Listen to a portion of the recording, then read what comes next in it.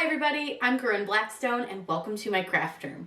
I'm so happy to have you here today, and before we get started, make sure that you're following me over on Instagram. I post lots of fun tips, tricks, and hacks over there that you don't want to miss out on. Today's video, we are going to be screen printing on koozies. This is an excellent way to make your own custom koozie, and it's super easy and honestly pretty inexpensive. You can make a ton of them in one go, and it's really quick, really easy. So much faster than using HTV, and it's much better because it's not going to stretch off or anything like that. The great thing about screen printing is it's nice and stretchy. We're going to be using some speedball ink, a speedball screen, all the things, and I will link everything down below for you, including these koozies that I got from Amazon. I got a really good deal on them, so I'll post those below too. They come in a bunch of colors. Now, let's go ahead and get started. Whatever we would do, we do it just for fun. We're starting here in Design Space to make our koozie screen print design. The first thing that I'm going to do is I'm going to open up a shape, and that's what we're going to use as like a template to make sure we keep the design within the size that we need to.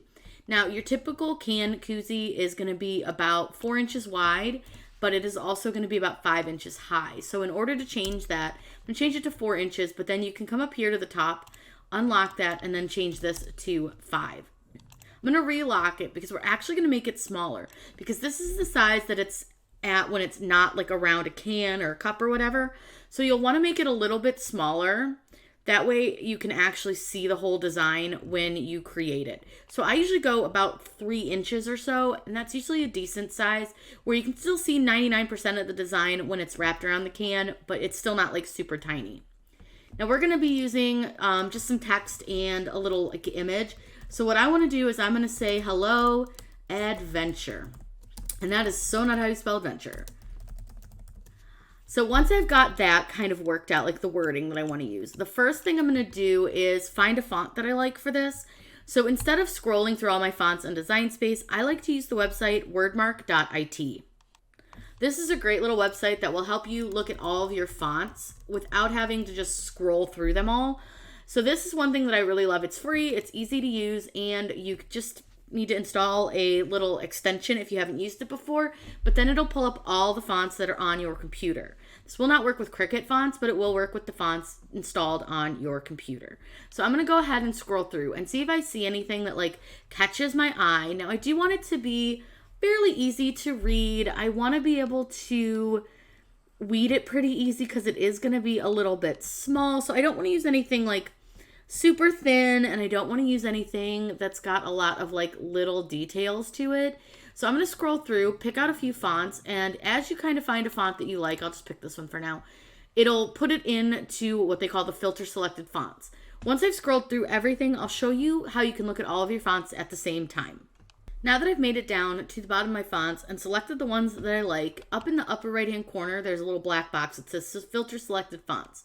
If you click on that, it's going to show you the fonts that you chose. Now I didn't mean to choose that one, so I'm going to remove it right away. So now you can kind of see all the different fonts and compare them and see which ones that you want to use. I don't really like this one, so I'm going to get rid of that one. I just don't like it for what I'm doing. And this one's a little plain and boring, so I'm going to get rid of that one. And same with, I think this one, Cooper. I don't really want to use that. So what I've got is kind of a similar vibe, except this guy's a little bit different, but a similar vibe. I think Spooky Sunday isn't really what I'm going for, and Party Days isn't quite it either. I think I really like Fries and Shakes. So let's go back to Design Space, and we can easily find the font that we want to use. Over in Design Space, now you can use your font drop-down box, go to System, and since you know the name of it, you can just search it. We know that it was Fries and Shakes, so we just search that, select it, and it's going to change our font over to that Fries and Shakes font. Now, one thing I want to do, I'm going to actually ungroup to lines because I'm going to change the sizing of a few things. So what I'm doing is I'm going to go to Advanced and I want to ungroup to lines. That's going to allow me to move each of my words independently of the other. Now, I am going to change the colors just so that I can see stuff better. So I'm going to change my koozie to a light yellow, and then I'm just going to make these black because that gray for some reason bothers me. So I'm just going to make these black for now. Then all I want to do is kind of size these to how big I want them on to my koozie. So you can kind of play with it, figure out where you want stuff to sit, how you want it to sit. You can like angle things if you want to. It's really up to you and how you want stuff to look. You know, like I said, there's no wrong way to craft. Do it whatever you want, however you want. It's up to you. So I think that's pretty good. Like, I don't want the words to be super big. I think that might be a little too big. But I also want to add some fun like design in here, like mountains or trees or something. So what I'm going to do, let me move this down a little bit, is I'm going to go into the images and I'm just going to search for mountain and see what comes up. You can grab designs from Etsy, from Creative Fabrica, from design bundles. I'll list also down below, I'll have my website where I have a bunch of free sites that you can get designs from. But I just wanted to use Design Space because it's super easy. And honestly, like these mountains are probably what I'm going to use because I think that's kind of the look I'm going for. But let's scroll through and just see if there's anything else that like jumps out. Actually, I like those better. So let me go and deselect that one. This is kind of more the design I was looking for, something kind of just simple. So then I'm going to click add to canvas to use that design. And then we'll size it so that it fits within our koozie area. Because like obviously like that's way too big. So I'm going to size this down. And I actually think I'm going to flip it. And I didn't mean to do that. So if you accidentally mess with the bounding box, just click undo. But I want to flip it. And I'm going to flip it horizontal. Because I want the taller mountain to be like over the edge. Like where hello is. That way we can kind of take up a little bit more space. And we can also mess with the bounding box if we want to make it a little bit taller. Whatever you want to do with it, if you want to make it wider, you can do that with this, which is really nice. So you can kind of play with it and figure out where you want everything to sit. I'm going to move hello up a little bit, and I'm going to move it over a bit. And I think that looks like a pretty decent sized design for what I want to do and how I want it to look. Now we need to do a couple of other things. First thing I'm going to do is actually make the square a bit bigger because this is going to be what we're attaching our design to. And I want to just kind of get that design in the middle. That way, when we go to put our screen print on, our ink on, we have a little bit of a border so that our ink isn't going to bleed on to our design at all, onto our koozie. So I'm just going to kind of widen that square a bit. And I think that's pretty decent. It gives us enough space on all the sides so that we can use the smaller squeegee and not worry about getting that ink anywhere it's not supposed to go. The next thing I'm going to do is select everything right here, and I'm going to use the attach function. Now what that does is it's going to tell Design Space to hold everything in place and not move my design around. Because when we go to weed this, what we're going to do is we're going to take out all the parts that we want the ink to show through. So all the letters are going to come out. The mountains are going to come out. You're going to leave this little space here that's like the snow. And then you're going to take all the letters out, but leave the centers of the letters in. Think about it as anywhere you want paint to be seen is what we're going to take out. But having the square is going to make it a lot easier when it comes to placing this on to our screen and also weeding it too. Now, what I recommend is always save your designs before you move on. So I'm going to call this Hello Adventure, Koozie, and then I'm just going to click Save. Now, we need to do one more thing, and you can do this one of two ways, and I'm going to show you one way that I'm not too fond of. So if you click Make It, you want to make sure that you mirror this design. We're going to be using adhesive vinyl, which normally you wouldn't mirror. But because we want to put this on the back of the screen and we want it to face the correct direction, we need to mirror it. So you can use the mirror option right down here under your like matte information, or the way I personally like to do it, especially since I know that I'm using this for an HTV or like a adhesive vinyl project that needs to be mirrored, I like to actually flip it on my Make It screen. So I flip it horizontal, and then what I'll do is a lot of times I'll just save it again. That way I don't have to try to remember. And then all I'm going to do from here is click Make It, and what you'll see is that it's going to be mirrored just like it was if I were to use my mirror function. I prefer to do it that way, number one, because then I don't forget to mirror it. And number two, it gives Design Space less chance of messing it up. Sometimes Design Space won't register the fact that you have told it to mirror design, and it will still cut it the right way. But when you do it this way, I've never had that problem. Now we're going to cut this with some StarCraft HD. The color absolutely does not matter. You can use whatever you've got. Truly, if you've got a ton of one color that you don't use a lot, I recommend just using that. You can use a removable vinyl as well, but I do find that the permanent works just a little bit better. But we're gonna go ahead, get this cut on the machine. I'll show you how to weed it. Like, we'll go over a couple more tips on weeding, and then I'll show you how to apply this to your screen, and then we're gonna screen print our koozies.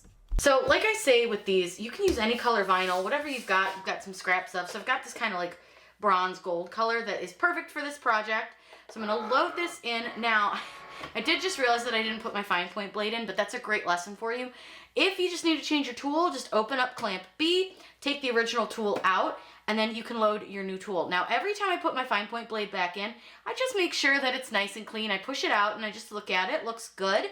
So I'm gonna go ahead and load that back in and just close clamp B. And I'm gonna put my engraving tool back away. Go ahead and hit the Cricut button. It will cut out our design and I'll show you how to weed it.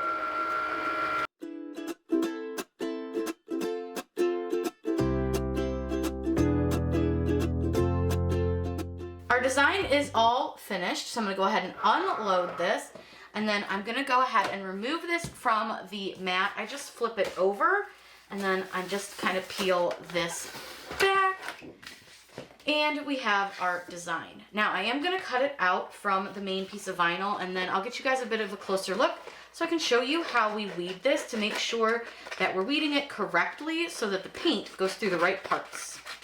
First thing you're gonna do is remove the outer edge, which is just gonna be around that square that we cut.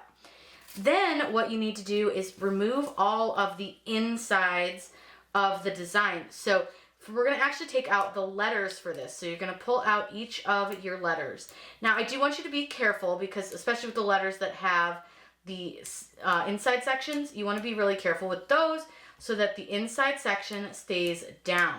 So just make sure, like with the O and the A, that you're really careful, and the R. Now the A is really, really small, so we're gonna go very careful with that A, but I'm gonna go ahead and get the mountains first.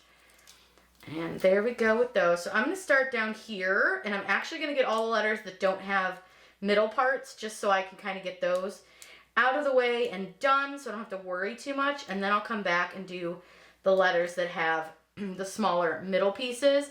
That's just for me, how I like to do it. You do it however you want. But what you can see is this is where the paint is gonna go through. Everywhere that's white is where that paint will go through. So you just want to make sure that you're pulling off only parts that you want the paint to go through.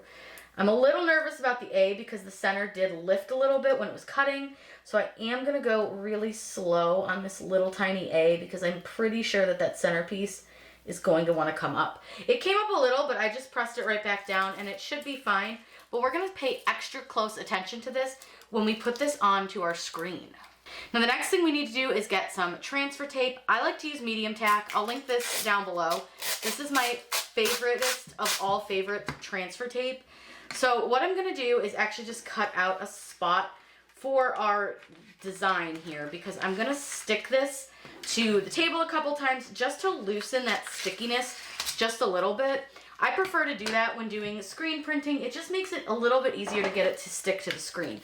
So I just lay it down, stick it to my table, and peel it back up. And I just do that a couple of times. You can stick it to your wall, you can stick it to your shirt, whatever really works to get it a little less sticky. So sometimes I'll just stick it over on the side and stick it to my wall. It just takes a little bit of the tack out of it.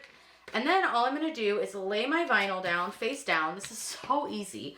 And then I wanna use my squeegee to burnish this from the back. And I want to make sure that I burnish in a bunch of different directions just to make sure that the vinyl will stick to our transfer tape. Then I'm going to very carefully peel back a corner. And I'm going to pay super close attention, just like I did when I weeded, to the centers of the letters. Because you want to make sure that those stay down. So I don't know if you guys can see, but the O came up a little bit. So I'm just going to lay it back down.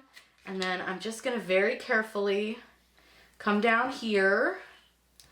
Now the thing is, I did change my blade relatively recently, and because I did that, it's cutting just a smidgen deep. So you may see some spots where the backing is kind of sticking to the vinyl, but that's okay. It'll come off, no problem. And then we've got our stencil. So this is the really simple part. Now is where we get to be a little bit more complicated, and I'm going to zoom you out just a little bit more so you can see the screen. Now I've got my screen and my vinyl. So what I want to do first is I think I'm going to adjust where that O kind of moved. And in order to do that, I'm just gonna use some tweezers really quick. I just think it's sitting kind of weird, so it's fine if that happens. You can absolutely just simply adjust it by grabbing it with some tweezers, which sometimes is easier said than done. And then I'm just gonna relay that down so that it's sitting a little more even where it was supposed to be. That's just personal choice. Then all I'm gonna do is take my screen, and this doesn't have to be centered, straight, nothing, just somewhere in the screen, lay it down on top of my design, and first I'm gonna go over it with my hand, and that just sort of helps get any kind of bubbles out. Then very gently, we wanna use our squeegee, and we wanna go over our design. Now again, just like we did when we were trying to get it to stick to the transfer tape, you're gonna go in a bunch of different directions just to make sure that that's gonna stick. And then I want you to make sure that you pay special attention to those letter centers, especially on that A, and then the little parts of the mountain. You just wanna make sure that you've done a little bit of burnishing on those. Now I burnished it from the back. Well, I guess it's technically the front, but this is the back sticky part of the vinyl. You'll notice that our screen is sitting so that the screening is flat on the table. That's gonna allow you to get some pressure on that, and it's also gonna help keep the vinyl from getting caught when you're pulling down your paint. Now this part you need to go slow and really take your time. I want you to peel off your transfer tape, and you're just gonna very gently peel it back. Now you wanna, again, pay special close attention to any small pieces and edges of letters as you're doing this. Some stuff might lift up a little, and that's okay as long as it remains stuck down. It's okay if it lifts a little bit, because we'll go back over this one more time with our squeegee to ensure that everything is well held down. Now you can see that I am moving at a very slow pace because I don't want to pull anything up that shouldn't be pulled up. I'm just very slowly peeling back the tape, and I've got it at a very sharp angle, and that just helps keep the vinyl in place. Now once I've gotten to the bottom and there's no letters, I just kind of go and peel that off pretty quickly. Now I'm going to flip this over one more time so that it's facing us, so it's the right way. And I want you to use your squeegee again gently. And I just want you to go back over your design with your squeegee. That's going to make sure there aren't any bubbles. Now I would definitely recommend kind of holding it out and moving it around in some light just to check for any lifting or bubbles on the edges of your design. I don't see any, so I think we're good to go. So we're gonna be using some koozies from Amazon. I'm gonna just do 2, but you could do many, many koozies. Do as many as you need to. But what I'm gonna do is take a piece of cardboard. I've just cut a cardboard-like piece down, and I'm gonna slip my koozie into it. And this is just gonna help hold it a little more rigid than it would without this in there. But you just cut it down so that it fits inside your koozie. And I'm just gonna kind of pull that koozie all the way through, at least through enough that it's, you know, covering the area that we're going to be putting our design on, which is this section right here. Now, all I wanna do is I'm gonna go ahead and lift up my screen and place my koozie under my screen. Now, some vinyl you'll be able to see through a little bit better than others. This one I can see through pretty well, but you can also just use your fingers to kind of get this centered where you want it. And you can kind of feel where the edge of your koozie is. I think I need to move over just a little. That looks pretty good, so I'm pretty happy with that. Now we're gonna be using some Speedball fabric ink. Again, I get all this from Amazon. I'll link everything you need down below. Now typically I would add painter's tape, but because our design is relatively small and it's in a small area, I don't feel the need to put any painter's tape to protect anything around it. So I'm just gonna take a small scoop. You don't need a lot, and I'm just using a plastic fork because that was what I had. But you just take a little scoopy, and I just spread it down so that it covers pretty much the whole area of the design. And then I keep a little extra piece of the cardboard so that I can put my dirty fork on there, because you don't want to get screen print ink all over like your surfaces and stuff. You might get a little bit on your hands, but it will wash off, so don't worry. Now, what I want you to do is hold your screen down. Now, what I do is I basically lean down, and I've got my elbow going across my screen on one side. Then I take a squeegee, and this is just one that I use for vinyl because this is a small design, and I just simply pull the ink down the design. Now, you'll notice that I am pulling with a decent amount of pressure. I would say I would call it like a medium pressure, and I do 2 swipes. And I just make sure it looks good and covered, and I think it does. So what I'm gonna do really quick is take this extra ink and slide it on in back to our jar here. And then I do try to make sure that I keep this, again, somewhere it's not going to touch my table, so I'm just putting it at the top. Then all I'm going to do is just lift off my screen, and look at that. So easy, so simple. So I'm going to do one more really quick, just so that you can see how to do two, because it's really easy. But what I'm going to do is I'm actually going to move my squeegee, because I thought about that. I'm going to need to lift this cardboard up. And actually, I'm just going to kind of tear across or cut across my cardboard real quick, because then I can use the top of the cardboard to hold my squeegee. But I just like to keep kind of scraps and stuff like that, just so I can put like my squeegee on it. Then all you need to do is very carefully take your koozie off. You can honestly cut multiple pieces of cardboard and just put all your koozies in there. But since I only have one, but I'll show you, look how crisp and clean. It looks so good. Even the center of the A looks amazing.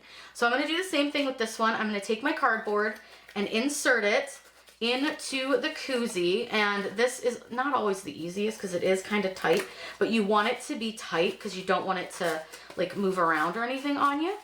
And then this one we can just leave in the cardboard since we're not going to do any more. Then all I want to do is I'm going to simply lay my screen back down, but I want to make sure to move kind of all the stuff out of the way that might be in the way.